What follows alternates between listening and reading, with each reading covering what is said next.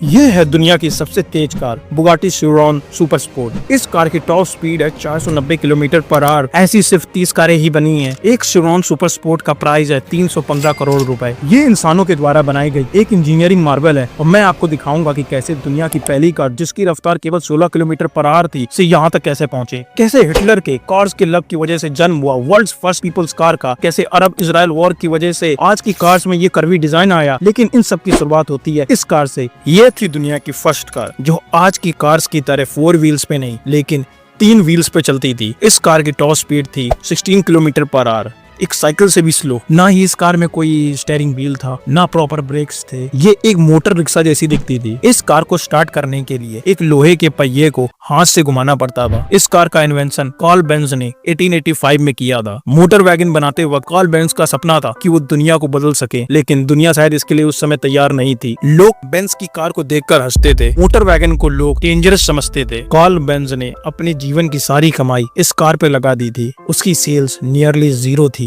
1888 आते Karl Benz की खुद की हिम्मत भी अब जवाब दे रही थी। इतनी मेहनत के बाद भी लोग कार्ल बेंज के इस इन्वेंशन पर ट्रस्ट नहीं कर रहे थे, लेकिन ये सब बदलने वाला था। एक दिन कार्ल बेंज की वाइफ बार्था बेंज ने कार को चुपचाप घर से बाहर निकाला, अपने 2 बेटों को साथ लिया और 106 किलोमीटर दूर अपने मायके की तरफ चल पड़ी। कोई सड़क नहीं थी, कोई पेट्रोल पंप नहीं था। रास्ते में पेट्रोल खत्म हुआ तो उन्होंने एक फार्मेसी से फ्यूल खरीदा। वहीं से पहली बार फ्यूल स्टेशन का आइडिया पैदा हुआ। कार की पाइप ब्लॉक हो गई तो उन्होंने अपने बालों की पिन से अनक्लॉक किया। बार्था का ये सफर महज एक ट्रिप नहीं थी, ये एक क्रांति थी।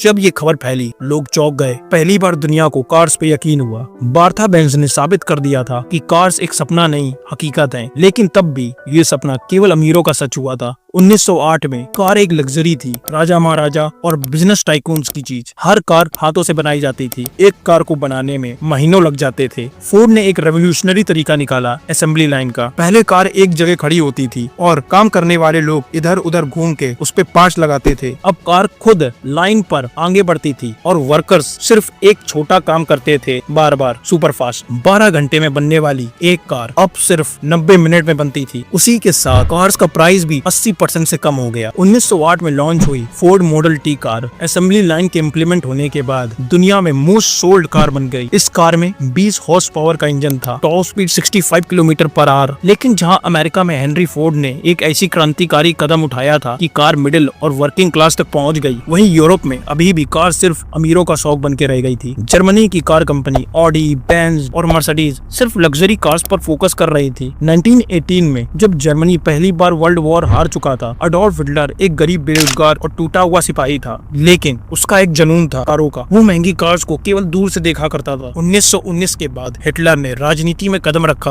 और नाजी पार्टी मजबूत होती गई। उसकी जिंदगी भी बदलने लगी। उसने अपने लिए कई कारें खरीदी। हर गाड़ी उसकी पावर के साथ बड़ी होती गई। उसका सबसे पसंदीदा मॉडल बना मर्सिडीज बेंज 770, एक लग्जरी टैंक जैसी कार जो नाजी सिंबलिज्म का हिस्सा बन गई थी। मर्सिडीज बेंज 770 उस दौर की सबसे हैवी और पावरफुल कार थी। लेकिन हिटलर केवल लग्जरी कार तक सीमित नहीं रहना चाहता था। उसका सपना था हर जर्मन के घर एक कार हो। फोर्ड मॉडल टी को देखकर हिटलर ने सीखा था कि कार को सस्ता बनाया जा सकता था और इसी सोच के साथ 1934 में उसने एक जर्मन इंजीनियर फर्डिनेंड पोर्शे को बुलाया। हिटलर ने पोर्शे से कहा, मुझे एक ऐसी कार चाहिए जो तेज हो, सस्ती हो और जर्मनी की हर सड़क पर चल सके। शर्त थी कम से कम 100 किलोमीटर प्रति घंटे की टॉप स्पीड, 4 लोगों की बैठने की जगह और कीमत सिर्फ 990 राइक मार्क्स यानी एक वर्कर की साल भर की तनख्वाह। फर्डिनेंड पोर्शे ने इस मिशन को सीरियसली लिया और जो कार बनी वो थी फोक्सवैगन टाइप 1, जिसे बाद में पूरी दुनिया में बीटल के नाम से जाना गया। एक गोल मटोल सी कार, हवा से ठंडे होने वाला इंजन और एकदम सिंपल मैकेनिक्स। लेकिन जैसे ही इसका मास प्रोडक्शन स्टार्ट होने वाला था, वर्ल्ड वॉर 2 छिड़ गई। एलाइड फोर्सेस ने जब उस पुरानी फोक्सवैगन फैक्ट्री को देखा तो उन्होंने इसे दोबारा स्टार्ट कराया, जिसके बाद इसने सबसे ज्यादा बिकने का रिकॉर्ड तोड़ दिया। जहां फोर्ड्स ने केवल अमेरिका को कारों का सपना दिखाया था, वहीं फोक्सवैगन ने इसे ग्लोबल बना दिया। 50s और 60s तक इस कार ने पूरे ग्लोब को डोमिनेट किया। बीटल ने कार को घर तक पहुंचाया, लेकिन अब लोग कुछ ज्यादा चाहते थे, स्पीड और स्टाइल। साल था 1964। फोर्ड ने ऐसी कार लॉन्च की जिसने कार इंडस्ट्री को ही बदल के रख दिया। फोर्ड मस्टैंग लॉन्च के पहले ही दिन 22,000 यूनिट्स बिक गई और फिर 18 महीने में ये आंकड़ा 1 मिलियन तक पहुंच गया। 0 से 100 किलोमीटर पर आवर केवल 7 सेकंड में, टॉप स्पीड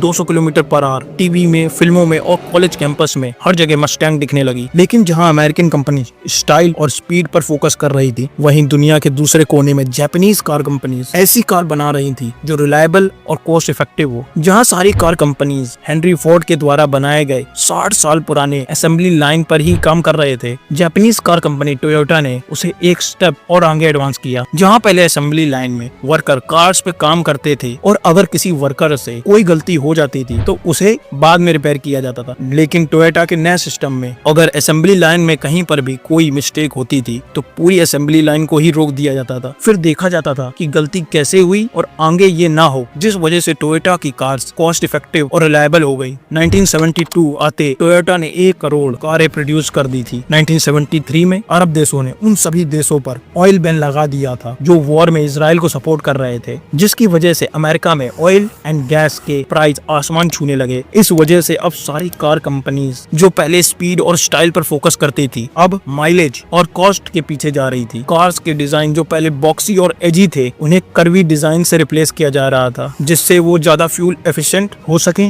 लेकिन जहां बाकी कार कंपनी स्क्रैच से काम कर रही थी, टोयोटा इसमें पहले से ही मास्टर थी। 1974 में टोयोटा करोला अमेरिका में सबसे ज्यादा बिकने वाली इंपोर्टेड कार बनी। 1980s में करोला ने दुनिया भर की सड़कों पर कब्जा करना स्टार्ट कर दिया। 1997 तक करोला दुनिया की सबसे ज्यादा बिकने वाली कार बन गई, फोक्सवैगन बीटल को पीछे छोड़ते हुए। उसी साल टोयोटा ने लॉन्च की दुनिया की पहली मास प्रोड्यूस हाइब्रिड कार प्रियस। एक ही गाड़ी में 2 इंजन, एक पेट्रोल और एक इलेक्ट्रिक। जब गाड़ी धीमे चल रही होती थी तब ये इलेक्ट्रिक मोटर इस्तेमाल करती थी, जिससे फ्यूल बचता था और पोल्यूशन भी कम होता था। और जब ज्यादा पावर की जरूरत होती थी, जैसे तेज चलना हो या हाईवे पर, तब पेट्रोल इंजन ऑन हो जाता था। प्रियस में एक रीजनरेटिव ब्रेकिंग सिस्टम भी था, यानी जब आप ब्रेक लगाते थे तो वो एनर्जी बर्बाद नहीं होती थी, वो बैटरी को चार्ज करने में लगती थी। 2005 तक प्रियस की ग्लोबल सेल्स 5 लाख यूनिट पार कर चुकी थी। 2010 तक ये 1 मिलियन से ज्यादा हो गई। टेक सीईओ और इवन हॉलीवुड सेलिब्रिटीज सबने इसे पसंद किया। टोयोटा ने 1975 से 2010 तक पूरी दुनिया की कार मार्केट को डोमिनेट किया। लेकिन फिर एक नई कंपनी आई, ना डेकेड्स का एक्सपीरियंस, ना एस्टैब्लिश्ड फैक्ट्रीज, सिर्फ एक वाइल्ड विजन, और उसका नाम था टेस्ला। वहीं टेस्ला ने पूरे गेम के रूल्स को